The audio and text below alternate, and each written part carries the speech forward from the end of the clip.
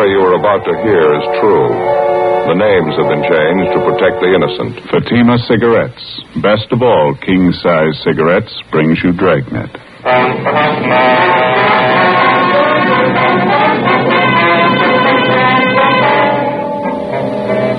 You're a detective sergeant. You're assigned to homicide detail.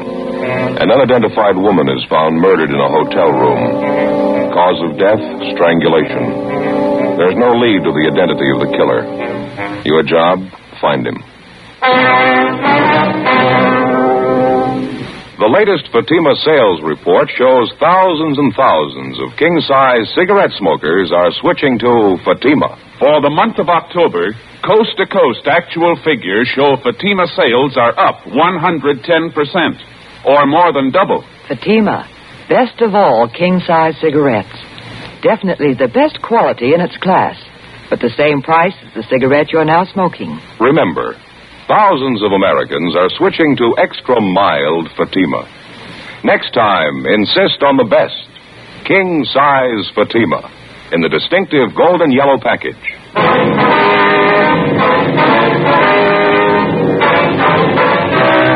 Dragnet, the documented drama of an actual crime. For the next 30 minutes, in cooperation with the Los Angeles Police Department, you will travel step by step on the side of the law through an actual case transcribed from official police files. From beginning to end, from crime to punishment, Dragnet is the story of your police force in action. It was Tuesday, October 27th. It was cold in Los Angeles. We were working the day watch out of homicide. My partner's Ben Romero. The boss is Thad Brown, chief of detectives. My name's Friday. It was 1:35 p.m. when we got to the old Central Jail building, 3rd floor, the crime lab. How you doing, Lee? Hi, Ben. Joe? How's it going? Did you check the stuff yet? Yeah, most of it. Come on back here. Okay.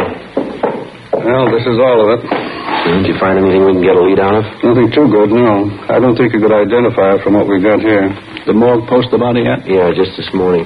How about fingerprints, Lee? They find any in that hotel? No foreign prints, no. Dead end there. What about the woman's purse? Did it show anything? No chance. You can see the fabric here. Won't take a print. Yeah. Contents of the purse here, usual stuff. Mm-hmm. Comb, lipstick, keychain, 1 key on it. Half pack of chewing gum, coin purse, a dime, 2 nickels in it. That's all of it. According to the room clerk at the hotel, she had a wallet with her when she checked in. There's no sign of that, was there? Nope. No sign of it in the hotel room either. Checked everything. Is that the only piece of jewelry found on the body, that wedding ring there? Yeah, it's a cheap ring. No markings on it. No way of tracing it. About the only thing I can tell you, she was pretty well dressed. That's an expensive bag there. Yeah. Sure not a cheap dress either. Same for a coat and shoes. They cost some money, too. How about labels on any of that stuff? One on the coat. Yeah? You can see right here. Benwood Department Store, Los Angeles. Coat's fairly new. They might be able to give you something on it. Yeah, maybe. The people at the hotel, get anything there? Well, it could have been better, Lee. The woman checked in last night around 8 o'clock. She registered as John Ross and wife, L.A. Anyone see the man with her? No, nobody. Room clerk says the woman came in alone. She said her husband was out parking the car, so she registered for both of them. Mm-hmm. Clerk said he left the desk a few minutes after that. Figures the man must have come in sometime while he was gone. Nobody on duty at the desk after midnight. He could have left the hotel any time after that without being seen. She registered at 8 p.m. The coroner says she died about 10:30. You're not even sure there was a man with her, are you? Yeah, the woman who was registered next door to the murder room, she told us she heard a man and a woman arguing. It was about 10 o'clock. Said it got pretty loud. No idea who the woman really was, huh? I suppose that John Ross and wife business doesn't mean anything. That's pretty doubtful. About all we got to go on is the physical description from the coroner. She was a small woman, 5'1", 99.25 pounds, wasn't that it, Ben? Yeah. Brown hair, blue eyes, about 31, 32 years old. We got her prints off to Washington. Got any ideas? We figured maybe it could be a psycho killer. How'd you figure? The coroner's report listed strangulation as the cause of death. Yeah? Whoever did it made sure her neck was broken. At approximately 6 o'clock that morning in the second-floor room of a downtown hotel, the body of an unidentified woman was found murdered. Preliminary investigation failed to reveal the true identity of the victim or the killer. As far as physical evidence was concerned, there wasn't much to go on. The deep bruises on her neck and throat, along with the crushed vertebrae at the base of her skull, indicated a savage attack. 1:55 p.m. Through the label on the dead woman's coat, we traced the garment to a department store where it had been purchased, but they had no record on it. It was a cash purchase, and the salesgirl couldn't remember the customer. Investigation during the next 2 days failed to turn up any leads. We showed a morgue picture of the victim to bartenders, waitresses, parking lot attendants in the vicinity of the hotel. They couldn't identify her. We rechecked tenants and employees at the hotel. That got us nothing. Thursday, 5:48 p.m. One answer I'd sure like to find. Yeah? The victim was a nice-looking woman, well-dressed, nice clothes. How come she's staying in a cheap hotel down the neighborhood like that? It doesn't jibe for my money. Well, that's hard to say. Sure got me stopped. 2 days leg work and we're no play. Well, we might be in better shape when we get that kickback from Washington. I sure hope so. Go ahead.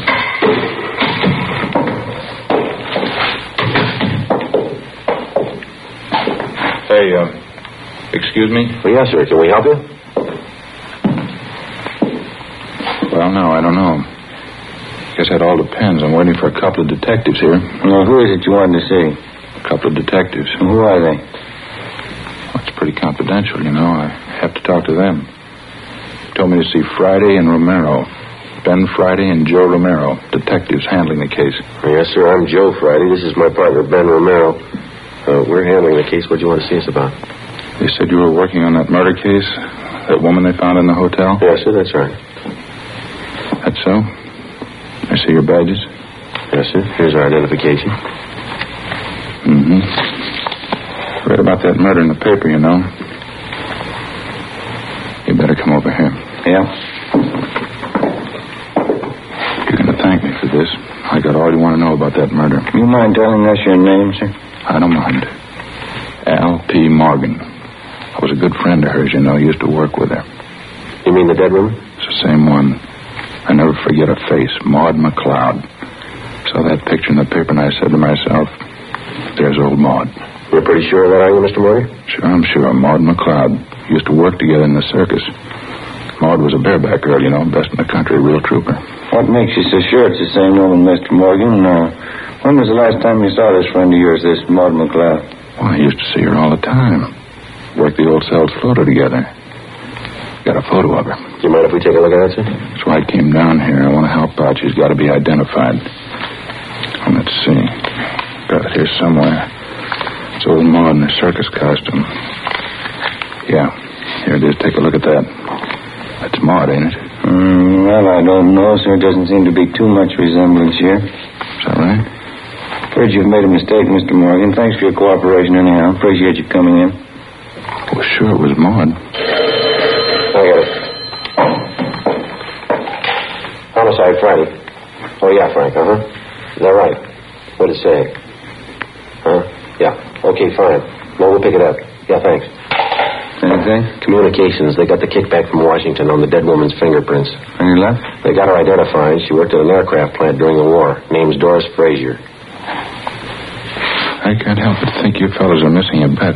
I knew that dead woman. Well, she's already been identified, Mr. Morgan. We know who she is. Her name's Doris Frazier. That's so. Yes, sir, that's right. Well, what do you think of that? Old Maud. She went and changed her name.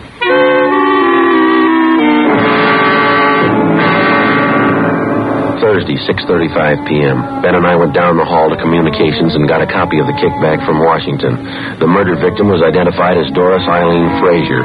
She applied for a position as a typist at the Eagle Aircraft plant in Burbank in 1942. Next morning, we checked the personnel office at the plant, and we found that Doris Frazier had been employed as a typist from 1942 to 1944. In going over her application, we found her last known address listed as 7346 Oakdale Avenue. Her application stated she was single, with no previous employment, with no known relatives. We could uncover no further information on the girl. We drove across town to the Oakdale Avenue address, a large apartment building in a better-than-average neighborhood. The manager told us that Doris Frazier had lived there up to 8 months before. He said that a few weeks before she moved, she was married to a tall, dark-haired man, but he was unable to remember his name. The manager also told us that the newly married couple apparently began having trouble from the day that they were married. We checked the next forwarding address, a boarding house for women in the south end of the city. Ben and I interviewed the woman in charge of Mrs. Frances Watson. We talked to her back in the kitchen of the boarding house while she polished a set of silverware. I saw that picture in the paper. I didn't connect it with Doris, though. She was a much prettier girl when she lived here. You say she left here about 18 months ago, Miss Watson? Yes, maybe a little more. Might be closer to 2 years. I'd have to check my rent receipts to be sure. Did you happen to know anything about the Fraser girl, Miss Watson? I mean, did you know much about her personal life at all? Well, of course, I always insist on references. Any good boarding house does, you know. Doris was a nice girl in many ways. Of course, she had her shortcomings. I suppose we all do.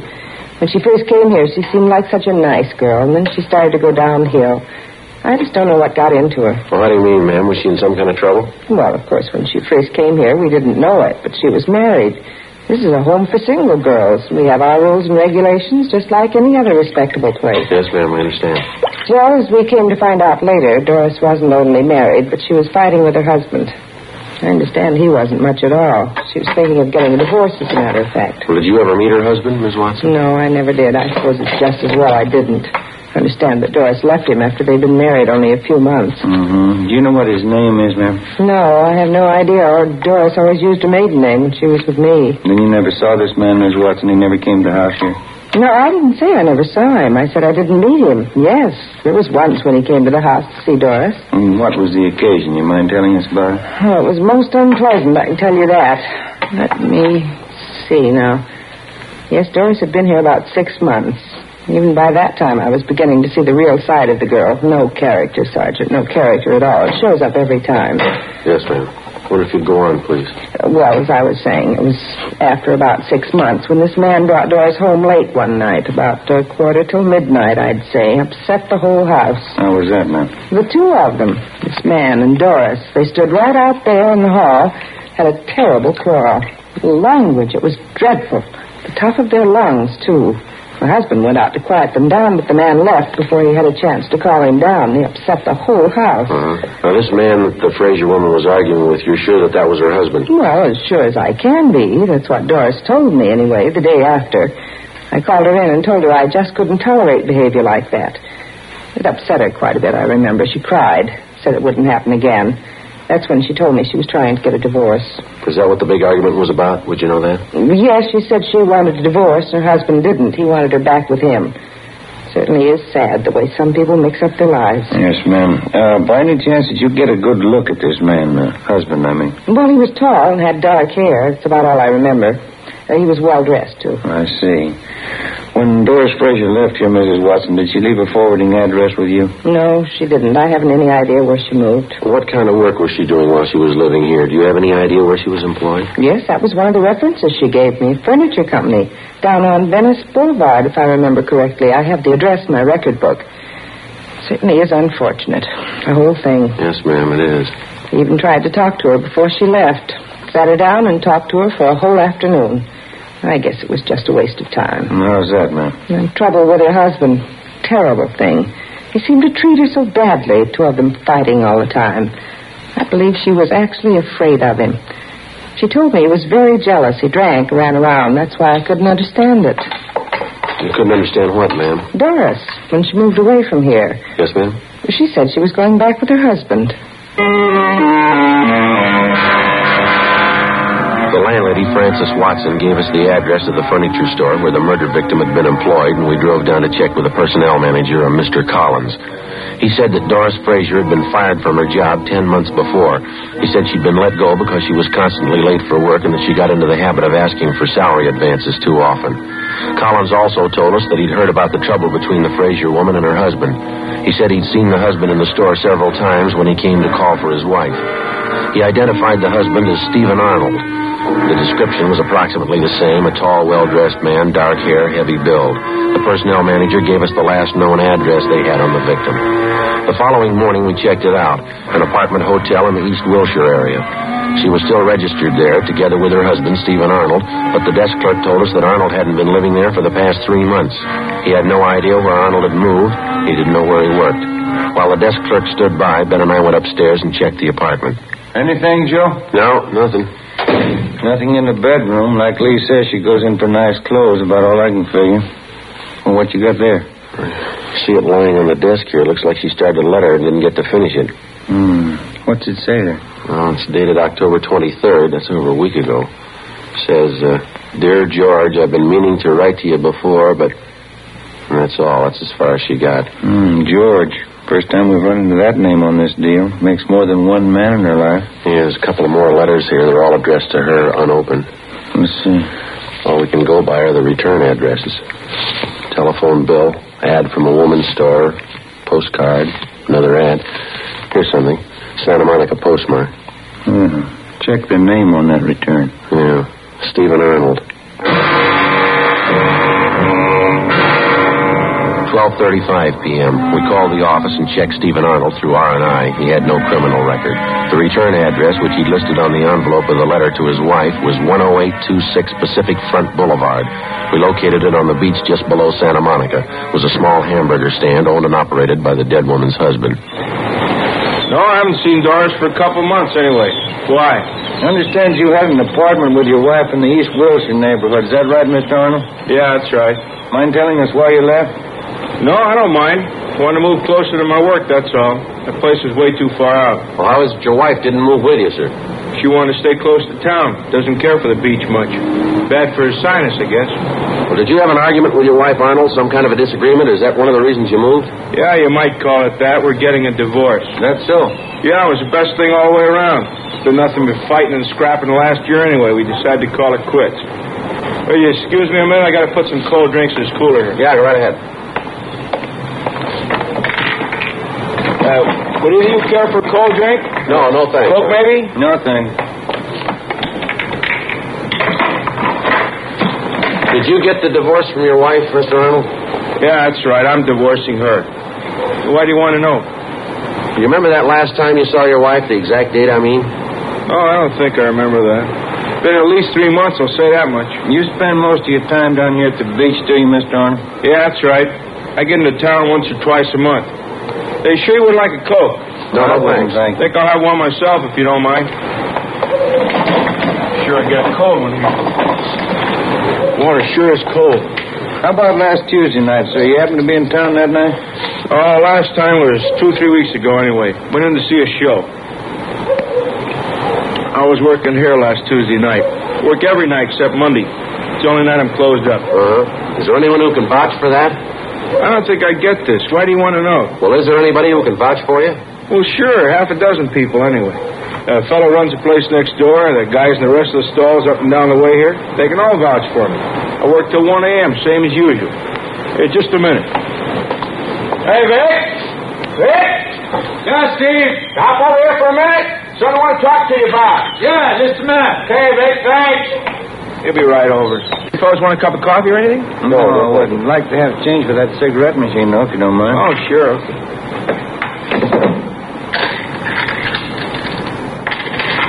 There you are. Yeah, thanks. Yes, Steve? Hey, these fellows are detectives, Vic. Guess about some kind of jam my wife got into. They want to know where I was last Tuesday night. Yeah? They want somebody to vouch for me. Sure. Did you see Mr. Arnold last Tuesday night? I was working next door. Steve was here all night.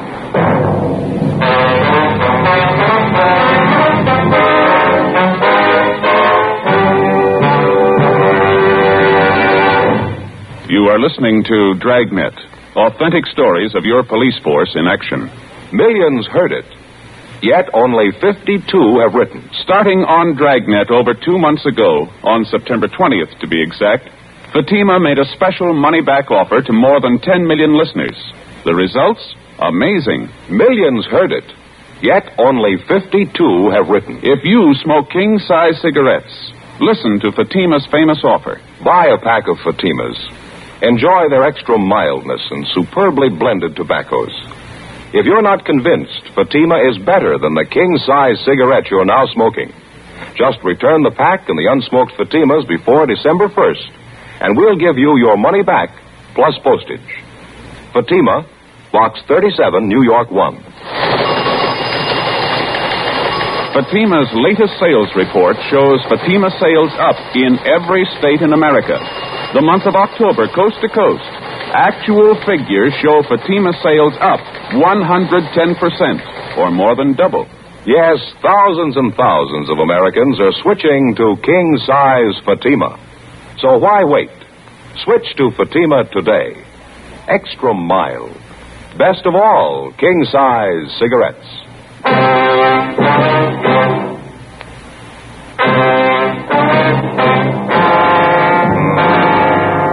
Saturday, October 31st, 2 p.m. Ben and I checked with a dozen different concession operators in the neighborhood of Stephen Arnold's eating place. They all corroborated the fact that on the night his wife had met her death in a downtown hotel, Arnold had been working at his stand until 1 a.m. Despite all the previous indications that he might have been responsible for the murder of his wife, we had to eliminate him as a possible suspect. 2:20 p.m. On the way back into town, we stopped by the apartment hotel where Doris Fraser was living at the time of her murder. After checking further with the tenants and with the help in the building, we found out that the victim had been in the habit of eating most of her meals at restaurants in the immediate neighborhood. After some 2 hours of checking and running into 6 restaurants, we found a small coffee shop 4 blocks from the apartment building where one of the waitresses identified Doris Fraser's picture. Yeah, that's her, officer. Terrible picture, though. She looks so much older. About how often would you say Miss Fraser came in here, ma'am? Well, 3 or 4 times a week, I'd say. The bus stop's right out there on the corner. She'd usually have breakfast, then grab the bus and go to work. Some nights coming home from work, she'd stop in here for dinner. Nice girl, quiet. Did you get to know her at all, miss? I mean, did you happen to know any of her friends here in the neighborhood? No, as I say, she was a quiet person, not very talkative. Usually read while she was eating, book or magazine. Uh-huh. Did she ever come in here with anyone else? Do you know that? Yeah, quite a few times. She seemed to have a boyfriend. Of course, she was attractive, small, but real cute looking. Mm-hmm. Do you happen to know any of these men? No, I'm sorry, I don't. Any one of them in particular she came in with very often? Oh, let's see. I think there was one. Blonde, good dresser, kind of tall, good looking. They usually came in together for breakfast. How long ago was this, miss? Do you recall? Oh, say up until a couple of weeks ago. I usually waited on them in the morning. That's how I happen to remember. Oh, I see. Did you ever happen to hear this man's name? Let me see. George, I think that was it, yeah. Mm-hmm. Would you happen to know if he lives in the neighborhood? No, I'm sorry, I don't. Has this man been in here during the past week, do you know? Yes, he has. He came in for breakfast. What day was that? This morning. Before we left the coffee shop, we questioned the cashier who came up with the information that the man known as George usually left his car parked at the service station across the street. We left our card and asked the cashier to call us in case the suspect returned. At the service station, they also remembered the man known as George, but they told us he hadn't been in for the past month. They'd done some work on his car for him in the past, so they had a record of his license number. We called our DMV and found that the car was registered to a Carl Lucy in East Hollywood. 4:45 p.m. We drove out and interviewed Lucy at his home, but he came nowhere near the description of the suspect. He told us that he had purchased the car 6 weeks before from a man known as George Crane. He described Crane as tall, blonde, and well-dressed. From the bill of sale, we got Crane's address, a motel on East Manchester. The manager there told us that George Crane had moved a week before. He said that Crane had left no forwarding address, but he did remember where he worked. He was a driller in one of the oil fields down in Long Beach. We checked the oil company's personnel office downtown, but they were closed for the day. 6:18 p.m. We went back to the office and pulled the package on George Crane from R&I. Get anything on him? Yeah, he's got a record. Here's the package here. Yeah. Nothing very heavy. Drunk charge 2 years ago, another one last year, disorderly conduct, resisting arrest. That's about all. Let's see. Yeah, description checks out all the way. You called the night office of that oil company, did you? Yeah, they couldn't tell us anything. Said call back first thing in the morning. Want to reach it? I got it, yeah. Homicide, Friday. Who? How's that, sir? Oh, yeah, sure. Yes, sir. No, sir, I'm afraid not. Yeah, thanks anyway. You bet. Yeah, goodbye. Well, that does it. Who was it? That guy who was in here the other day. You remember that Alfred P. Morgan or whatever it was? Oh, what did he want? Wanted to buy us a drink. He's celebrating. Huh? His old friend Maud. He just found her.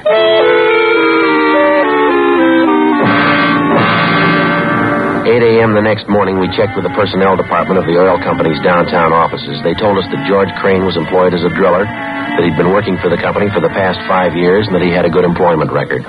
They told us he was on the day shift and that he was scheduled to report for work on rig 619 at the Long Beach field at 8 o'clock that morning.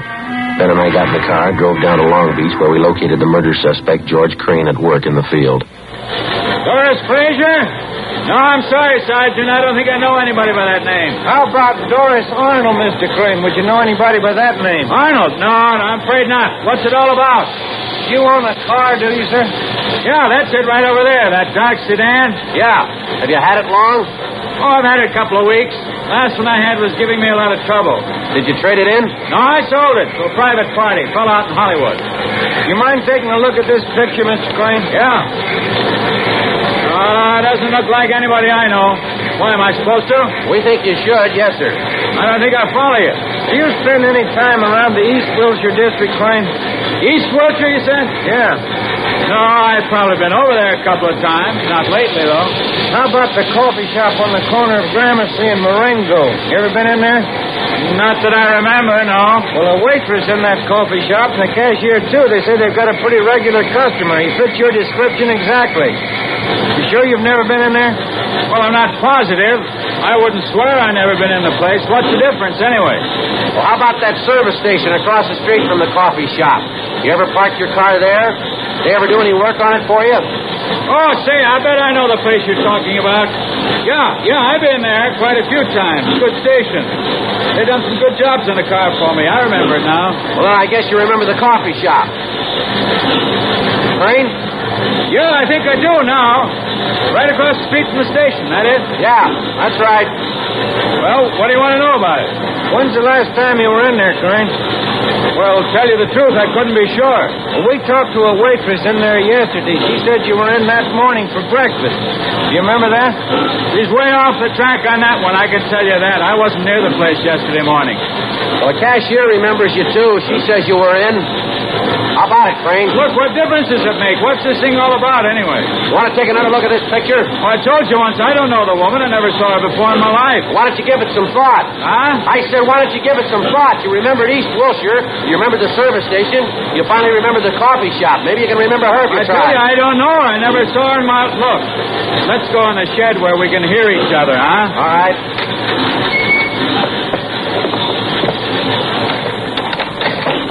Now, that's a little better, huh? The waitress in the place says you were in there quite a few times with a woman. You usually came in for breakfast. You stopped going there about 2 weeks ago. I don't know her. What's the matter, Crane? You figure you got something to hide? I don't know what you're talking about. I don't know her. What do you figure she's got to do with me, anyway? We checked her apartment, mister. We found a letter she was writing to you. You about ready to tell us? What's a letter? That doesn't mean anything. Can't prove anything about a letter. What are you thinking, anyway? We think you're lying, Crane. We think you got a reason for it. What do you say? Doesn't prove anything. Maybe I knew her, and that doesn't mean anything at all. We think it does. Yeah? We think you killed her. That the way it looks to you? That's the way it looks. I don't think you can prove it. We're going to try. Now, how about it? Will it go any easier for me if I admit it? That's not up to us. I don't know why I did it. What am I going to give for a reason? I don't know why I killed her. I wouldn't know, Crane. Didn't really have any reason. That sounds funny, doesn't it? No reason at all. I just killed her. What am I going to tell him? If I don't have a reason, how can I ask him to let me off easy? How can I ask him? I don't know, but they'll have an answer.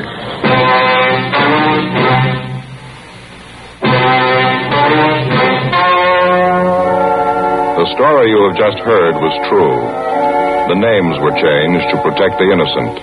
On February 8th, trial was held in Superior Court, Department 92, City and County of Los Angeles, State of California. In a moment, the results of that trial. And now, here is our star, Jack Webb. Thank you. Friends, all of us on Dragnet sincerely hope that all of you enjoyed a happy Thanksgiving. And now, for a moment, we'd like to look ahead, pass along a gift suggestion for the coming holidays. Your neighborhood dealer now has Fatimas in colorful, smart Christmas wrappers. You'll find they make a perfect gift. Fatima's extra mildness and better flavor, Fatima quality, is bound to please every king-size cigarette smoker. Remember, this holiday season, give your friends Fatima in the distinctive new Christmas carton. Fatima, best of all king-size cigarettes.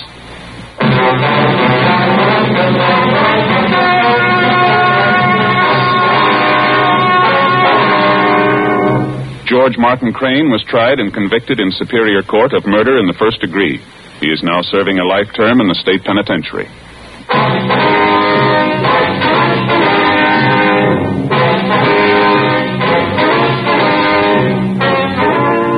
You have just heard Dragnet, a series of authentic cases from official files.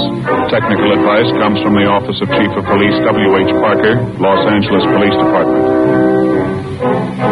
Fatima Cigarettes, best of all king-size cigarettes, has brought you Dragnet, transcribed from Los Angeles.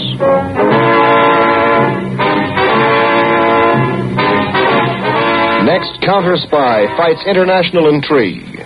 Stay tuned to NBC.